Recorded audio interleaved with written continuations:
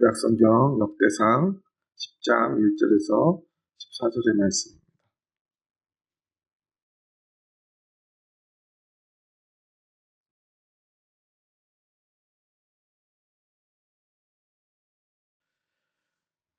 역대상 10장의 말씀을 다 같이 한 목소리로 받들어 읽겠습니다.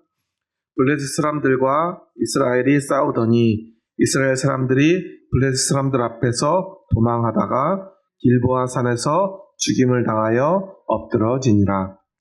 블레셋 사람들이 사울과 그 아들들을 추격하여 블레셋 사람들이 사울의 아들 요나단과 아비나답과 말기수아를 죽이고 사울을 맹렬히 치며 활 쏘는 자가 사울에게 따라 미침에 사울이 그 쏘는 자로 말미암아 심히 다급하여 사울이 자기의 무기를 가진 자에게 이르되 너는 칼을 빼어 그것으로 나를 찌르라.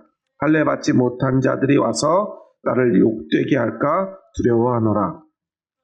그러나 그의 무기를 가진 자가 심히 두려워하여 행하기를 원하지 아니하매 사울이 자기 칼을 뽑아서 그 위에 엎드러지니 무기 가진 자가 사울이 죽는 것을 보고 자기도 칼에 엎드러져 죽으니라.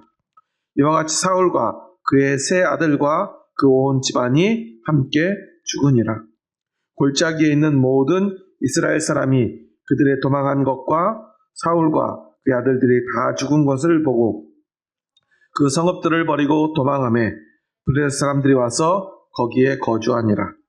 이튿날에 블레셋 사람들이 와서 죽임을 당한 자의 옷을 벗기다가 사울과 그의 아들들이 길보아 산에 엎드러졌음을 보고 곧 사울이 옷을 벗기고 그의 머리와 갑옷을 가져다가 사람을 블레셋 땅 사방에 보내 모든 이방 신전과 그 백성에게 소식을 전하고 사울의 갑옷을 그들의 신전에 두고 그의 머리를 다곤 신전에 단지라. 길르앗 야베스 모든 사람이 블레셋 사람들이 사울에게 행한 모든 일을 듣고 용사들이 다 일어나서 사울의 시체와 그의 아들들의 시체를 거두어 야베스로 가져다가 그곳 상수리 나무 아래에 그 해골을 장사하고 7일간 금식하였더라. 사울이 죽은 것은 여호와께 범죄하였기 때문이라. 그가 여호와의 말씀을 지키지 아니하고 또 신접한 자에게 가르치기를 청하고 여호와께 묻지 아니하였으므로 여호와께서 그를 죽이시고 그 나라를 이새의 아들 다윗에게 넘겨주셨더라. 아멘. 네, 오늘 본문의 말씀은 사울에게 죽음에 관한 말씀입니다. 사실 지난 주에 9장 34절까지의 말씀을 우리는 나눴는데요. 35절부터 9장 35절부터 44절까지 말씀은 사실 역대상 8장 29절에 38절과 똑같은 말씀이에요. 사울왕의 족보에 관한 이야기죠. 그래서 어떤 사람들은 아니 다른 성경에 있는 내용을 예를 들어서 사무엘상에 있는 내용을 여기다 기록했다거나 열왕기에 있는 내용을 똑같은 걸 비슷한 내용을 기록할 수 있는데 같은 성경에서 그것도 바로 앞에 8장에 있는 내용을 또 9장에 기록했기 때문에 잘못 기록한 게 아니냐라고 이야기하는 사람들도 있습니다.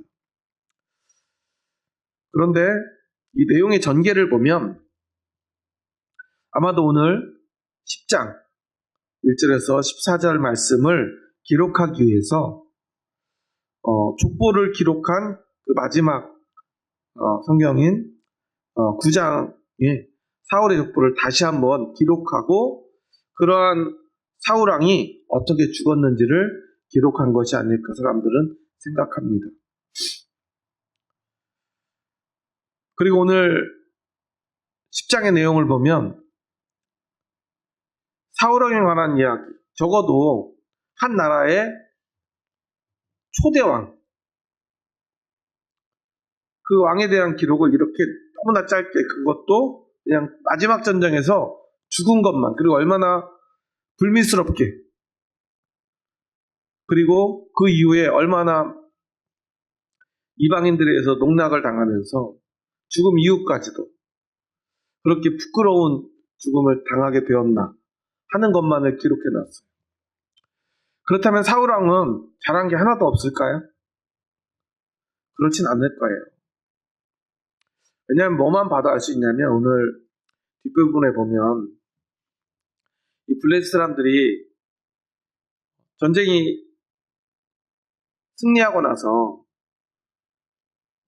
전리품을 챙기기 위해서 시체들을 다니면서 옷도 벗기고 뭐 가진 무기라든가 그런 것들을 다 이렇게 수거하는 과정 속에서 누가 봐도 임금이거나 왕자처럼 생긴 사람들의 시체를 발견해요. 그러니까 이게 사울왕이고 이게 아들들인가 보다 라는 것을 알게 됐던 것 같아요.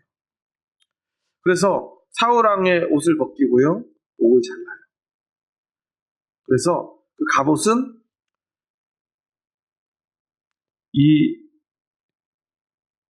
자기들을 괴롭게 하고 계속해서 지속적으로 전쟁을 치르면서 사울왕을 두려워했던 블레셋 사람들에게 보여주기 위해서 다곤의 신전에 그의 머리를 둡니다. 그들의 신전에 갑옷을 걸어놔요. 그리고 머리를 걸어요. 그 말은 무슨 말이냐면 우리의 신이 저 사울왕을 그리고 우리를 두렵게 했던 그의 갑옷을 뚫었고 그를 죽게 했다. 우리 신이 저 왕을 이겼다. 라는 것을 보여주기 위함이에요. 그러니까 그렇게 본보기로 보여주기 위해서 그렇게 매달 때는 그것들을 모든 백성들이 보게 하기 위해서잖아요. 그런데 그런 일을 당한 것을 길르앗 야베스 사람들이 알고요. 길르앗 야베스의 용사들이 일어나가지고 그 사울왕의 시체를 거두러 가요. 그냥 가서 시체 좀 주세요 하고 가져올 수 있는 건가요? 아니죠. 목숨을 걸어야 돼요. 그러니까 길르앗 야베스 사람들 중에서 용사들이 일어나서 갔어요. 그냥 일어났다는 것은 뭐 그냥 자다가 일어나서 간 게 아니에요. 우리를 지켜주고 우리를 살려준 사울왕이 저렇게 이방인들의 손에서 부끄러움을 당하는데 우리가 가만히 있을 수 없지 않느냐. 우리가 목숨을 걸고서라도 그 시체를 걷어서 장례를 치러주자. 여기서 그 과정 속에서 어떤 사람들이 죽었는지 다퉜는지는 나오지 않아요. 그런데 분명한 것은 그 일은 목숨을 걸어야 하는 일이었어요. 왜냐하면 블레셋이 승리를 한 것도 중요하지만 그들에게는 이 사울왕을 죽이고 그 목과 그의 갑옷을 그들의 신전에 걸어둔 이것이 너무나 중요했기 때문이에요. 길보아산 전투와 같은 치열한 전투를 치르고 물론 그들이 조금 느슨해졌을 수도 있지만 그렇다고 그들이 감시를 소홀히 하진 않았을 거예요. 그런데도 야베스 사람들이 길르앗 야베스 사람들이 그의 용사들이 목숨을 걸고 시체를 거두잖아요. 그리고 어떻게 해요? 장례를 치러주고 그리고 며칠간 금식을 합니까? 7일 동안이나 금식을 해요. 그 말은 무슨 말이에요? 사울왕이 꼭 나쁜 왕만은 아니었다는 사실을 반증해 주는 모습이지 않을까요?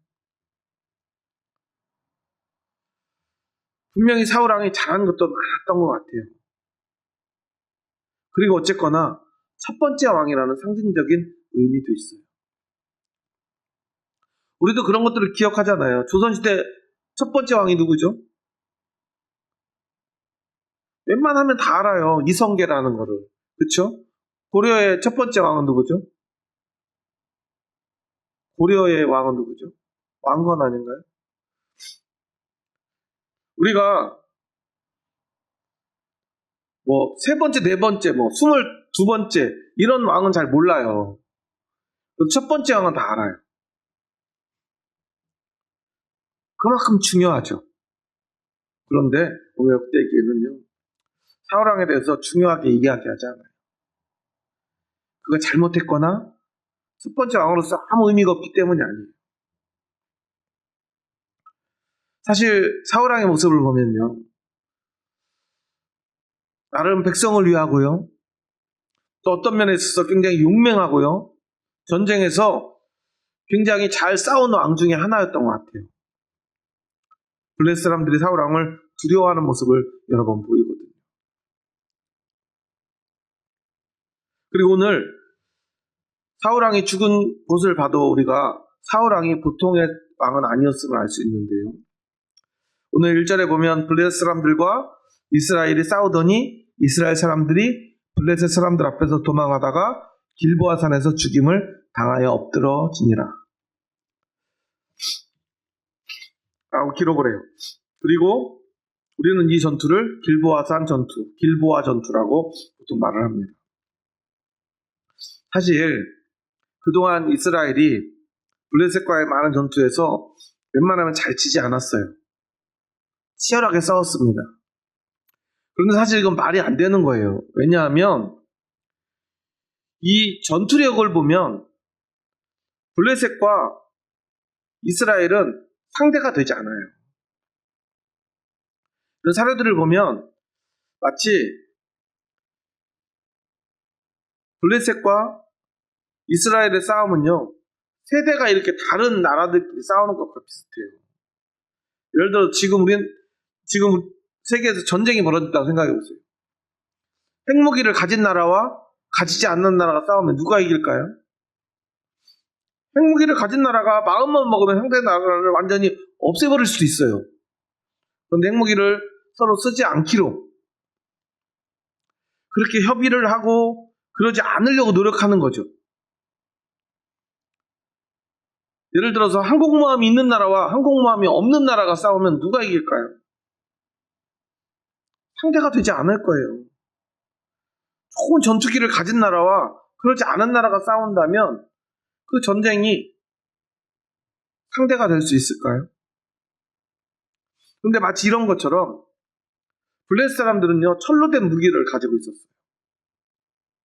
심지어 전차도 있었어요. 물론 지금 같은 탱크를 말하는 건 아니에요. 말이 끄는 전차예요.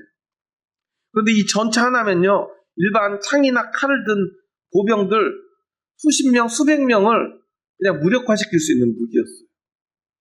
그런데 블레셋 사람들에게는 철로 된 칼도, 창도, 방패도, 그리고 전차도 있었어요.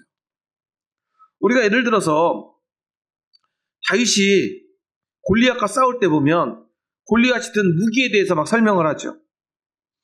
물론 다윗은 이렇게 얘기하죠. 너는 칼과 창과 단창으로 내게 오지만 나는 만군의 여호와 이름으로 간다. 그 말은 무슨 말이에요?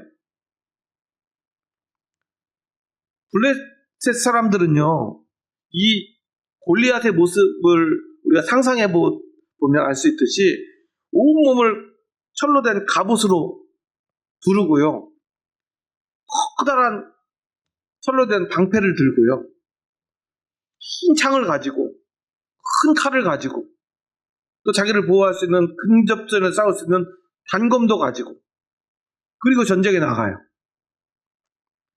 그런데 이 이스라엘 군대는요, 제대로 된 칼을 가진 사람이 사울왕하고 이 왕자들밖에 없었대요.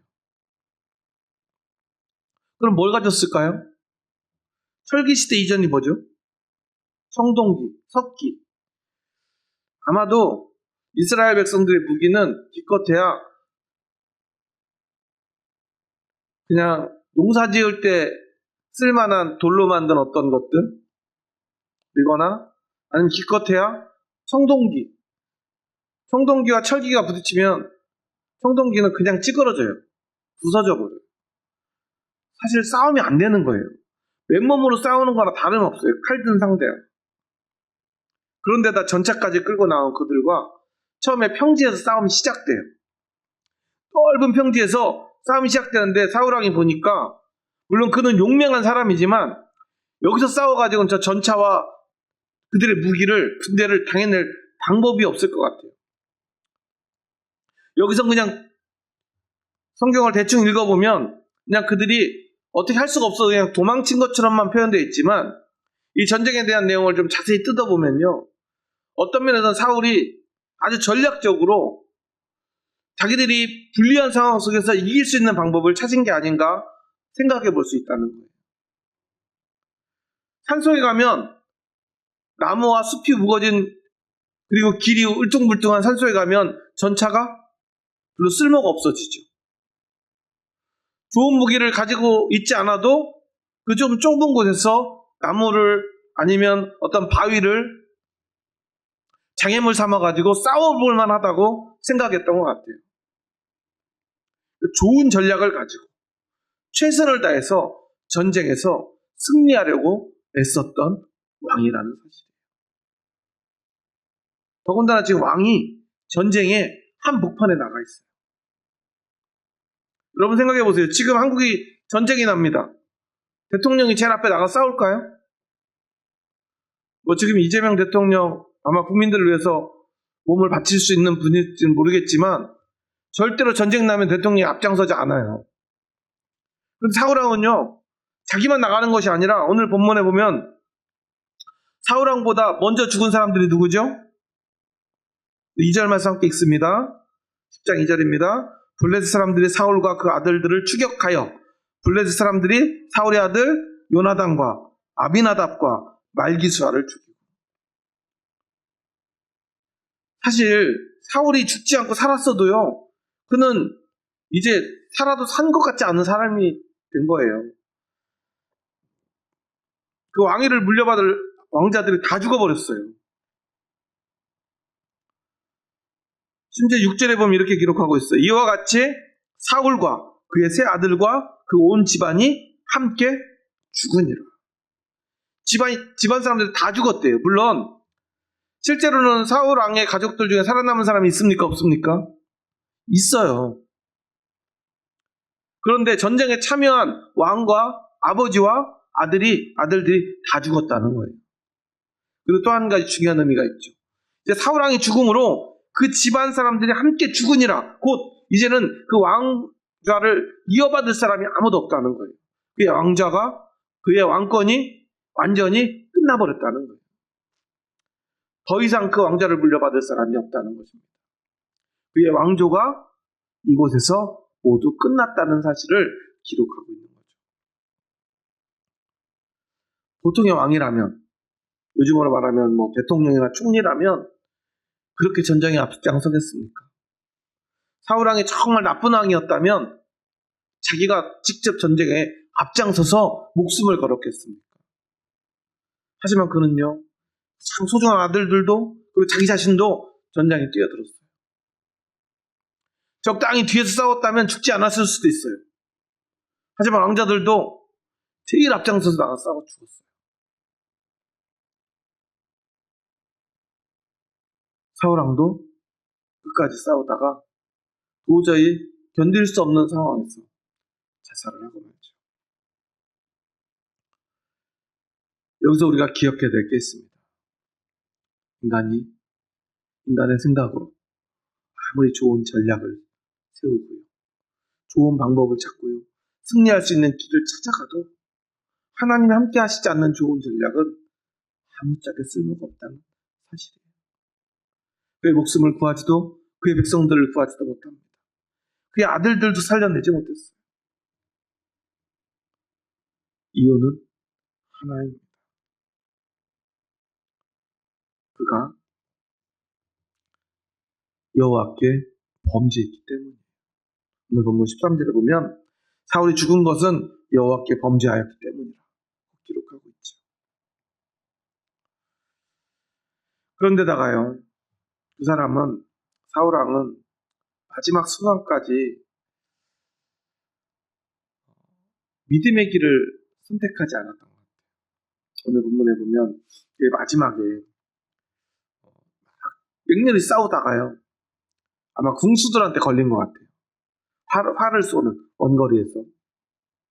근데 얘들이 얼마나 집요하게 쫓아오는지요, 아무리 피하고 도망가도요, 끝끝내 활을 쏘면서 쫓아와요. 도저히 더는 도망갈 수 없다고 판단한 사울왕은 아주 다급하게 자기 무기를 가진 자, 곧 자기 제일 가까운 곳에 자기를 지키는 아마 호위무사였겠죠.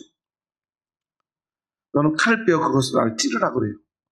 왜 그런가 봤더니 할례 받지 못한 자들이 와서 나를 욕되게 할까 두려워하노라. 이게 무슨 의미냐면요. 유대인들이 할례 받지 못한 자라는 표현을 쓰는 건 누구죠? 모든 이방인들을 할례 받지 못한 자라고 말해요. 할례 받는 사람들 누구밖에 없어요? 유대인들밖에 없죠. 그러니까 우리가 아닌 그 누구라도 그들이 나를 죽이는 것은요 수치스러운 일이다 라고 그들은 생각하고 말하고 다녔다는 거예요. 그런데다가 수치를 당한다라는 것은 우리가 여기 이 표현 어떤 것을 염두에 둔 표현이냐면 앞선 사무엘상에 보면은 그들이 창으로 나를 찌를까 두렵다 이런 표현을 해요. 이게 어떤 모습이냐면 삼손이 머리를 잘리고 포로로 잡혀가지고 막 사람들이 보는 앞에서 창으로 콕콕콕 찌르면서 괴롭히는 그런 장면을 상상했던 것 같아요. 그 장면과 유사한 장면으로 묘사를 하고 있는 거예요. 그건 뭐냐면 한 나라의 지도자, 왕을 자기들 백성들 보는 앞에서 창으로 콕콕 찌르면서 광대가 찌르면서 그를 괴롭히는 거예요. 쉽게 말해서 가지고 노는 거예요. 부끄럽게 만드는 거예요. 그 말은 무슨 말이 돼요? 우리는 저 나라의 왕을 저렇게 장난감처럼 가지고 놀 수 있는 아주 힘센 나라야 라는 것을 백성들에게 각인시키기 위한 행동이죠. 그러니까 그렇게 고통받고 수치당하는 게 너무나 두렵고 싫었던 거예요. 그런데 여러분 생각해 보세요. 그가 죽은 이유가 무엇이라고 그랬죠? 여호와께 범죄하였기 때문이다. 그렇다면 이제 그는 더 이상 살 수는 없었어요. 어차피 죽을 수밖에 없어요. 그럼 우리는 마지막 그 죽음의 순간에 내 육신의 수치를 생각해야 될까요? 아니면 그 고통을 면할 길을 찾아야 될까요? 그가 생각한 건요, 그 육신, 그리고 그의 마음의 고통과 수치뿐이었다는 거예요. 그런데 그가 말했듯이 할례 받지 못한 자에게 죽는 수치를 생각했다면 할례 받은 하나님의 백성으로서 진짜 수치스러운 게 무엇인가를 생각해야 되지 않았을까요? 하나님 앞에 범죄했던 것, 마지막 순간에 그것을 부끄럽게 여기고 어떻게 죽든지 하나님 앞에 회개하는 것이 먼저였지 않았을까. 하지만 그런 죽음의 순간까지도 하나님 앞에 회개하지 않아요. 하나님 앞에 범죄한 것에 대한 부끄러움을 고백하지 않아요. 그 자신이 이방인들에게 부끄럽게 죽는 거, 이방인의 손에 죽는 거, 그들에게 수치를 당하는 거, 그런 것만 생각해요. 이것이 바로 완악하고 불신앙적이었던 사울의 최후입니다. 그런데 오히려 그 순간에도요, 그의 무기를 가진 그 종은요, 왕을 죽이는 걸 두려워했다고 그러고 끝끝내 죽이지 않았다고 그러죠. 여기는 이유가 있어요. 이유가 뭐냐면 왕은 하나님께 기름 부음 받은 사람이기 때문에. 기름 부음 받은 사람을 죽이면 어떻게 돼요? 하나님의 저주가 그 죽은 사람에게 임해요. 그러니까 이 마지막 순간에도요, 시종은 오히려 하나님을 두려워합니다. 하나님의 심판을 두려워하는 거예요. 지금 그냥 왕을 두려워했다면 어떻게 왕이 명령하잖아요. 왕이 야 너 지금 그 칼을 가지고 날 죽여. 내 칼을 줄 테니까 이걸로 나를 죽여. 왕이 명령했어. 왕을 두려워했다면 왕의 명령을 들었어야죠. 요즘 그 내란 재판을 보다 보면 참 이해 안 가는 장면이 나와요. 초기만 해도 재판이 이렇게 진행되기 전에만 해도 그 내란에 참여했던 그 많은 총리라든가 높은 장관들 그리고 그 군인들 보면 자기들은 그냥 잘 몰랐대요. 그냥 시키니까 그냥 했대요.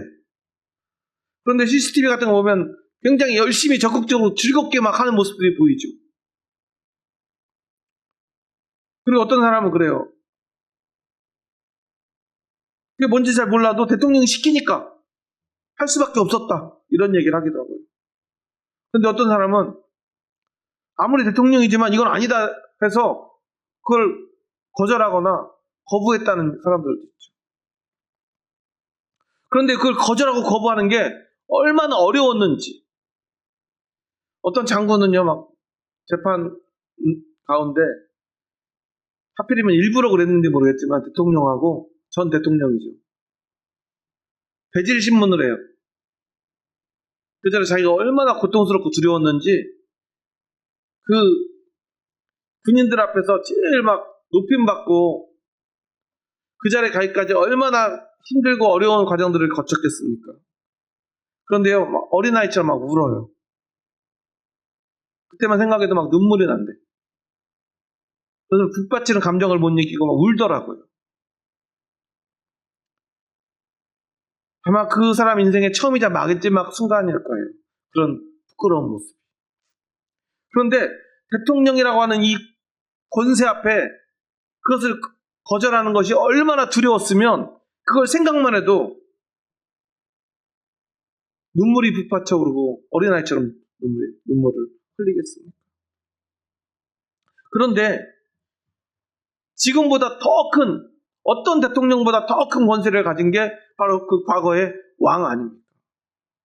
왕하고 대통령은요, 그 권한 자체가 달라요.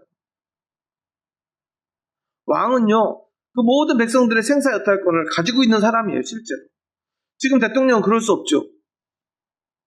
아니, 지금 대통령이 뭐 정치를 잘하다가 사람을 죽였어요. 어떻게 해야 돼요? 대통령이니까 뭐 면책 특권 받나요? 아니죠. 바로 대통령 자리에서 물러나야 돼요. 아무리 대통령이라도. 바로 탄핵돼야 돼요. 그리고 감옥에 가야 돼요. 그런데 이때는 안 그랬어요.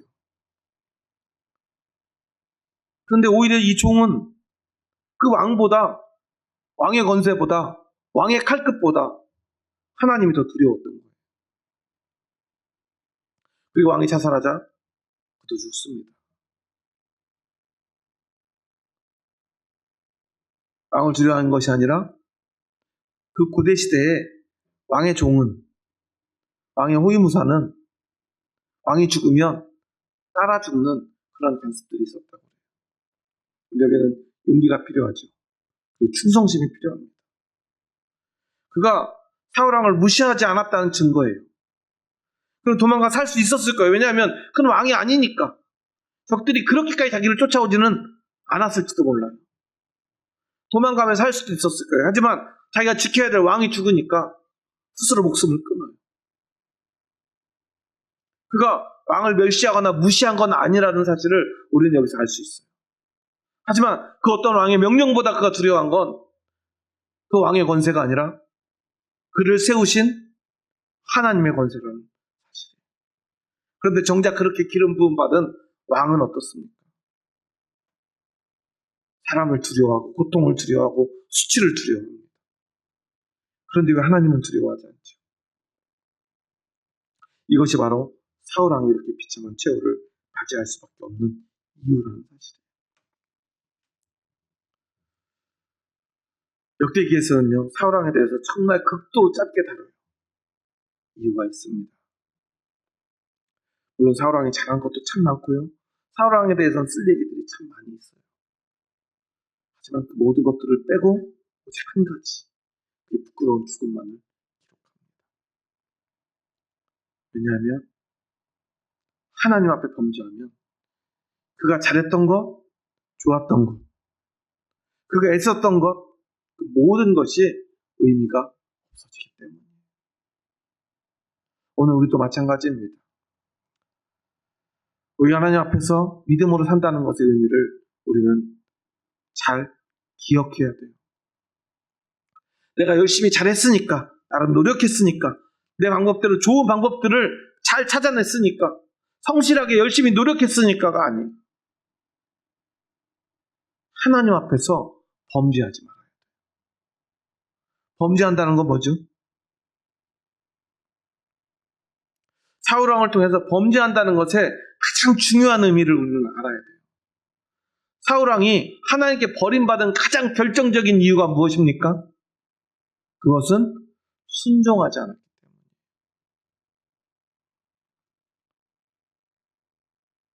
저는 제가 우리 예수장학교 성도님들에게 제일 감사한 게 있어요. 우리 성도님들은 보면은 제가 어떤 일을 좀 하라 그러면 되게 잘 안 해요. 막 교회에서 막 하루 종일 살고 일주일 내내 교회 와서 막 봉사하고 섬기고 뭐 예배드리고 전도하고 이런 일들을 열심히 하지는 못하는 것 같아요. 하지만 어떤 정말 중요한 결정을 내릴 때, 아니면 우리가 마음을 모아서 무언가를 함께 해야 될 때 항상 제가 생각하는 것, 제가 말하는 것들에 따라주신다는 거예요.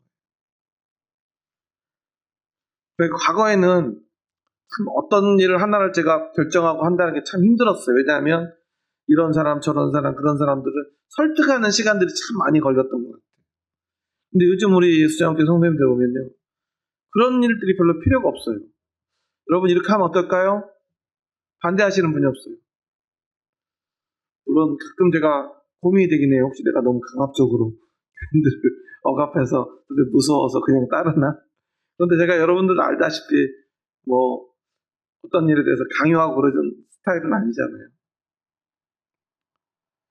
그런데도요, 강요하지 않아도요, 억압하지 않아도, 막 제가 인상 찌푸리지 않아도 웬만하면 제 말을 따라주려고 하는 모습들 속에 제가 참 감사함을 느껴요. 요즘처럼 제 마음이 편안한 때도 없는 것 같아요. 제가 16년째 개척을 하고 목회를 해오고 있는데 요즘처럼 편하게 목회를 할 때가 없어요. 일이 잘 되고 교회가 부흥돼서가 아니에요. 모두가 순종해 주시기 때문에, 마음을 모아주시고 따라주시기 때문에, 제가 뭐 개척하고 나서 하나님의 마음을 정말 철저히 느낄 때가 참 많아요. 이래서 하나님이 이렇게 순종을 강조하시는구나. 순종이 제사보다 낫다고 그러는구나. 이 말이 우리는 너무나 자연스러운데요, 순종이 제사보다 낫다는 말은요, 너무나 충격적인 말이에요. 왜냐하면 제사가 없이는 하나님 백성이 아니에요. 하나님께 나아갈 수도 없고요, 구원받을 수도 없어요. 그게 이스라엘 백성들의 믿음이에요. 그런데 순종이 그 모든 것인 제사보다 낫대요. 신앙의 전부예요, 제사가. 그런데 그거 신앙생활 아예 하지 마, 순종 안 할 바에는, 그 말을 하고 있는 거예요. 우리는 제사를 안 지내고 예배를 드리니까 뭐 순종이 제사보다 낫지, 그러니까 제사가 없어졌지, 이렇게 쉽게 생각하는데요, 그런 의미가 아니에요. 제사라고 하는 건 그들의 신앙의 전부를 말하는 거예요. 네가 평생을 바쳤던 그 모든 신앙생활보다 하나님 앞에 순종해야 돼. 그런데 사울은요, 순종하지 않았어요. 그 말은 무슨 말입니까? 그가 범죄했다는 것은 뭐 대단한 죄를 지은 걸 이야기하는 게 아니에요. 그럼 사울왕 말고 다른 왕들은 죄를 안 지었나요? 다윗왕은 죄를 안 지었나요? 사실 다윗왕은요, 사울왕보다 세상 법으로 보자면요, 최소한 무기징역 이상의 벌을 받아야 되는 죄를 지었어요. 사울왕은요, 그가 지은 죄를 다 합쳐도요, 경범죄 처벌 받을 만한 일도 없어요.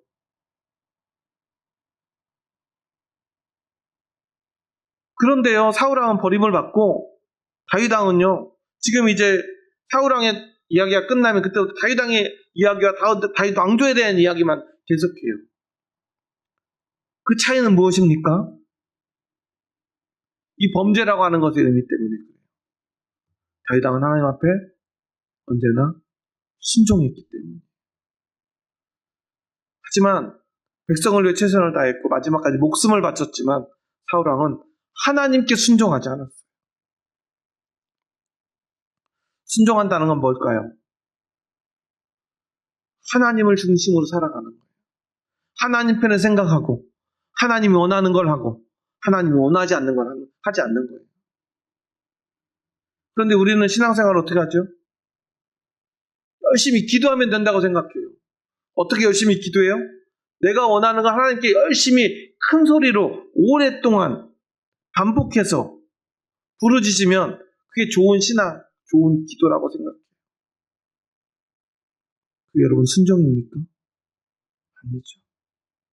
한 번을 기도해도 5분을 기도해도 속으로 읊조려도 하나님이 원하시는 것을 묻고 하나님이 원하시는 것을 내가 정말 하기 싫은 그것인데도 하나님이 원하시면 제가 그것을 하겠습니다. 내가 정말 하고 싶은 것인데 하나님이 원하지 않으시면 제가 그것을 하지 않겠습니다. 고백할 수 있는 것이 바로 순종입니다. 그런데 우리는 거꾸로 생각해요. 그래서 기도 잘한다 하는 분들, 기도 열심히 한다는 분들 보면요. 다 자기 원하는 걸 하나님께 열심히 구하는 분들밖에 없어요. 다 그렇진 않겠지만 너무나 많은 분들이 그것이 좋은 신앙이라고 생각해요. 하지만 진짜 좋은 신앙은 자기가 원하는 것 열심히 하는 것이 아닙니다. 하나님이 원하는 것이 무엇인가를 묻고 듣고 순종하는 거예요. 따르는 것입니다. 사울의 범죄함은 순종하지 않는 것입니다. 여러분 오늘 하나님 앞에 범죄하고 있지 않는지 돌아보시기 바랍니다. 하나님 앞에 순종하고 있는지 돌아보시기 바랍니다. 순종이 여러분의 모든 신앙생활보다 낫다는 그 사실을 잊지 말아야 합니다. 부족하더라도 하나님께 순종하고 그에 순종한다면 하나님은 그 순종을 기쁘게 받아주실 줄 믿습니다. 그것이 참 신앙이 될 것입니다. 여러분을 구원의 길로, 생명의 길로, 축복의 길로 인도할 줄 믿습니다. 기도하시겠습니다.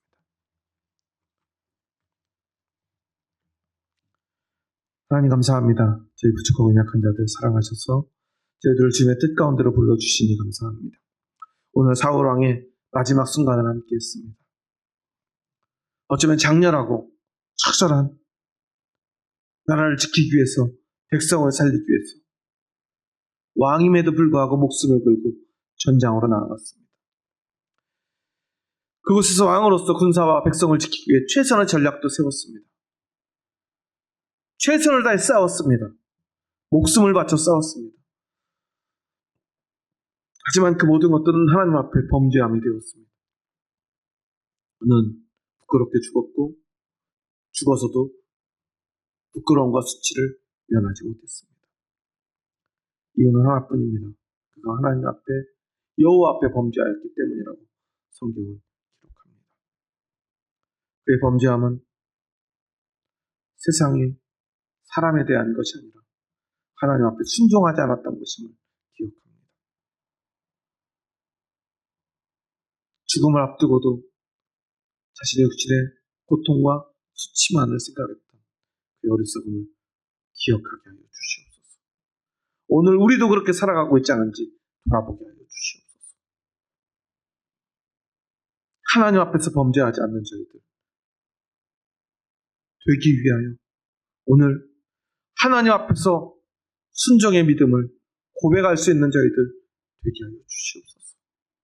하나님, 많은 일 하지 못해도, 일을 잘하지 못해도, 좋은 전략과 전술을 생각하지 못해도, 다른 사람들보다 더 많이 땀 흘리지 못해도 하나님 앞에 순종할 수 있는 저희들 되게 하여 주시옵소서.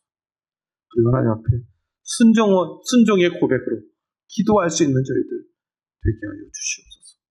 예수님의 이름으로 기도합니다. 아멘.